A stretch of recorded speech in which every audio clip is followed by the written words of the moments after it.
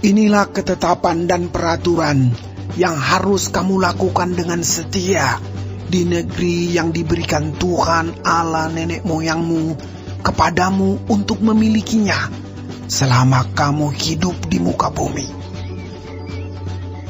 Kamu harus memusnahkan sama sekali segala tempat di mana bangsa-bangsa yang daerahnya kamu duduki itu beribadah kepada Allah mereka, yakni di gunung-gunung yang tinggi, di bukit-bukit, dan di bawah setiap pohon yang rimbun. Mezbah mereka kamu harus robohkan. Tugu-tugu berhala mereka kamu remukan. Tiang-tiang berhala mereka kamu bakar habis. Patung-patung Allah mereka kamu hancurkan. Dan nama mereka kamu hapuskan dari tempat itu. Jangan kamu berbuat seperti itu terhadap Tuhan Allahmu. Tetapi tempat yang akan dipilih Tuhan Allahmu dari segala sukumu sebagai kediamannya untuk menegakkan namanya di sana, tempat itulah harus kamu cari dan kesanalah harus kamu pergi. Kesanalah harus kamu bawa korban bakaran dan korban sembelihanmu, persembahan persepuluhanmu dan persembahan khususmu, korban nasarmu dan korban sukarelamu, anak-anak sulung lembu sapimu dan kambing dombamu. Di sanalah kamu makan di hadapan Tuhan Allahmu dan bersukaria kamu dan seisi rumahmu, karena dalam segala usahamu engkau diberkati oleh Tuhan Allahmu. Jangan kamu melakukan apapun yang kita lakukan di sini sekarang, yakni masing-masing berbuat segala sesuatu yang dipandangnya benar. Sebab hingga sekarang kamu belum sampai ke tempat perhentian dan ke milik pusaka yang diberikan kepadamu oleh Tuhan Allahmu.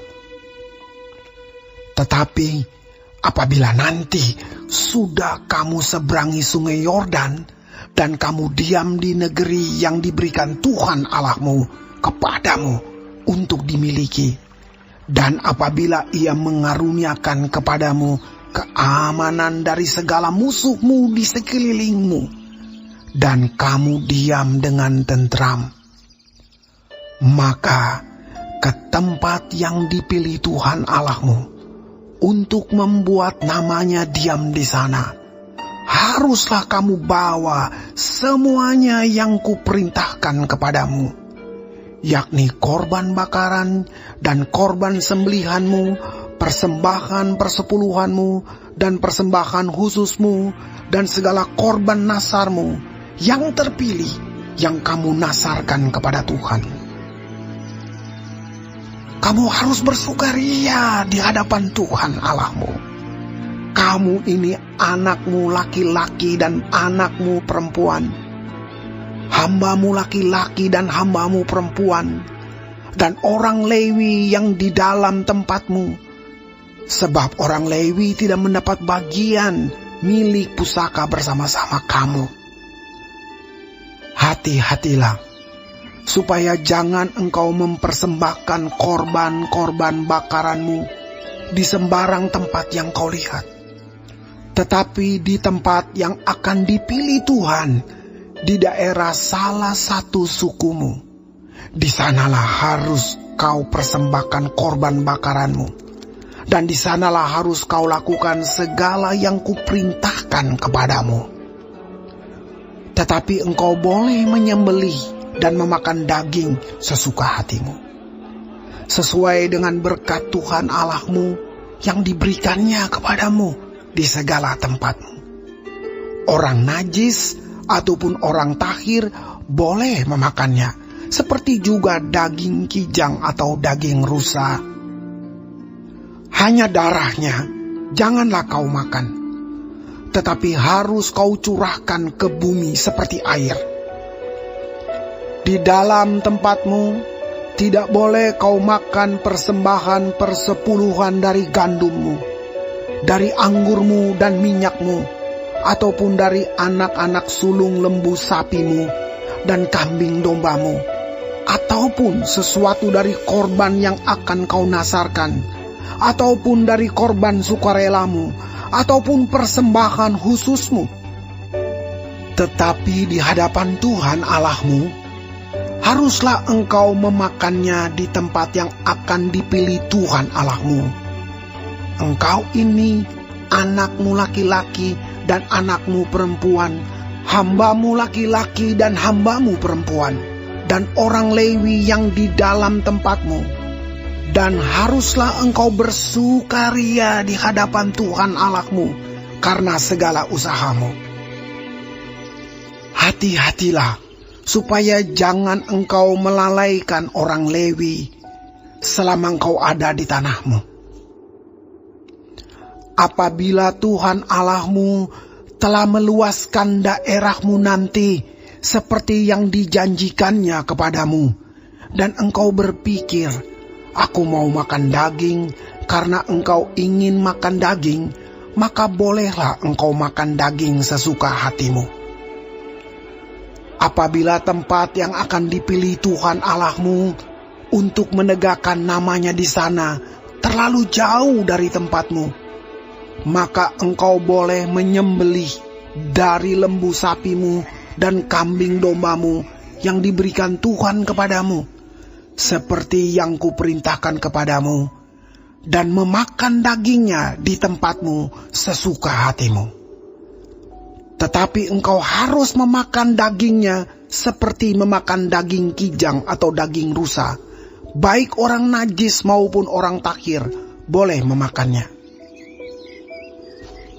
Tetapi jagalah baik-baik, supaya jangan engkau memakan darahnya. Sebab darah ialah nyawa, maka janganlah engkau memakan nyawa bersama-sama dengan daging. Janganlah engkau memakannya, engkau harus mencurahkannya ke bumi seperti air.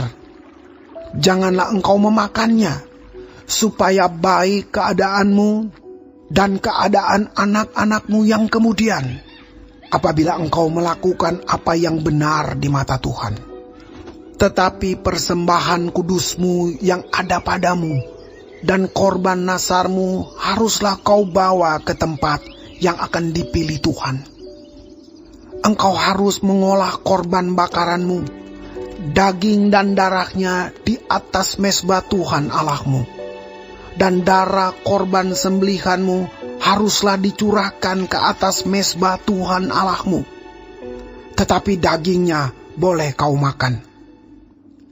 Dengarkanlah baik-baik segala yang kuperintahkan kepadamu, supaya baik keadaanmu dan keadaan anak-anakmu yang kemudian untuk selama-lamanya. Apabila engkau melakukan apa yang baik dan benar di mata Tuhan Allahmu. Apabila Tuhan Allahmu telah melenyapkan dari hadapanmu bangsa-bangsa yang daerahnya kau masuki untuk mendudukinya.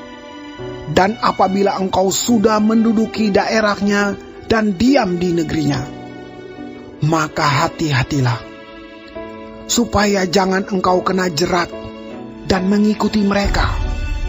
Setelah mereka dipunahkan dari hadapanmu, dan supaya jangan engkau menanya-nanya tentang Allah mereka dengan berkata, bagaimana bangsa-bangsa ini beribadah kepada Allah mereka?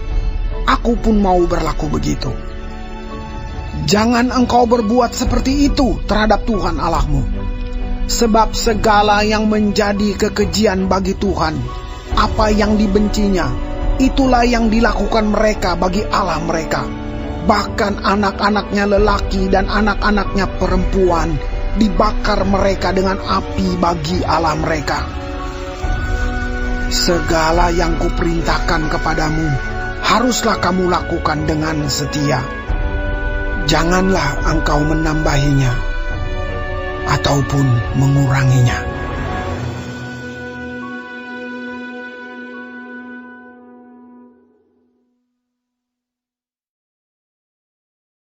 Shalom saudara-saudaraku yang kekasih di dalam Tuhan Yesus Kristus.